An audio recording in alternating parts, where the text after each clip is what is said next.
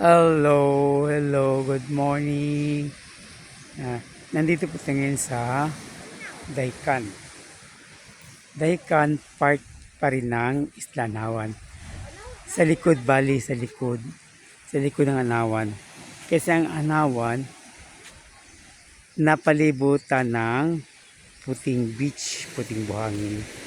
Kaya itong Daikan, napakaputi din ng buhangin, no? Tingnan mo naman, napakaputi ng buhangin. Grabe. Tapos ito pa yung bukid, bato. Puno ng mga kahoy. Nakakapit sa bato na bukid. Oh, na bundok. Yan, no? Rock formation, ganda. Napakaganda ng pagkadisenyo ng Diyos. No? Ang ganda. Yan, no? Grabe. Basta maganda talaga. Napaganda ng lugar na to. Oh, white beach. My goodness. White beach. Yung dagat blue. Blue green. Di ba? Bundok po ito. Bato siya na bundok. Kinapitan ng mga kahoy ng mga nyug. Oh? Tumubo ang nyug sa bato. Kung nakakapit lang sa bato.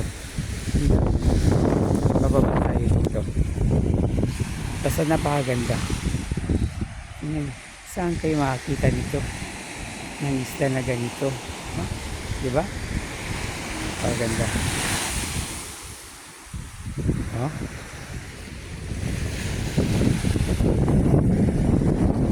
Napakaganda mag-design ng God. Perfect architect si God. Perfect engineer. Perfect designer si God. Oh, di ba? Tingnan nyo yung mga kahoy na yan, mga malaking kahoy.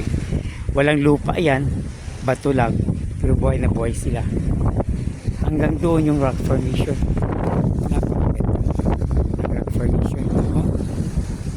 Diyos ko niyo. Napakaganda. Oh?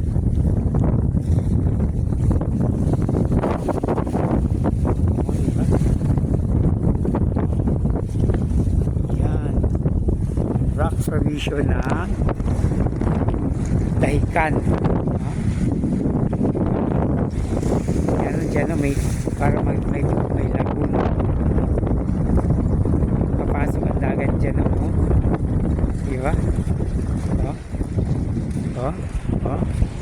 Ganda. Napakaganda. Saan ka pa?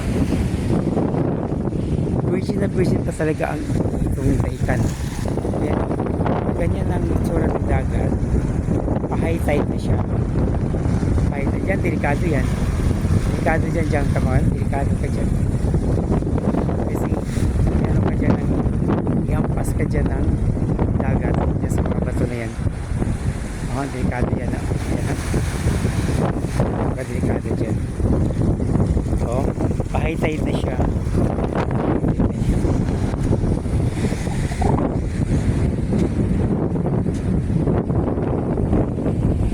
Wow, the beauty of nature. Grabe. Oh? Bato.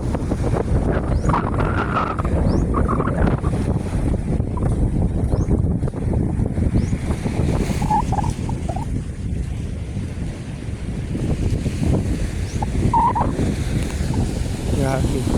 Kung mayaman pa ako, bibilin ko ang property na to. Kaso mahirap lang ako. Hindi ko kaya. Hindi ko kaya ang 15 million.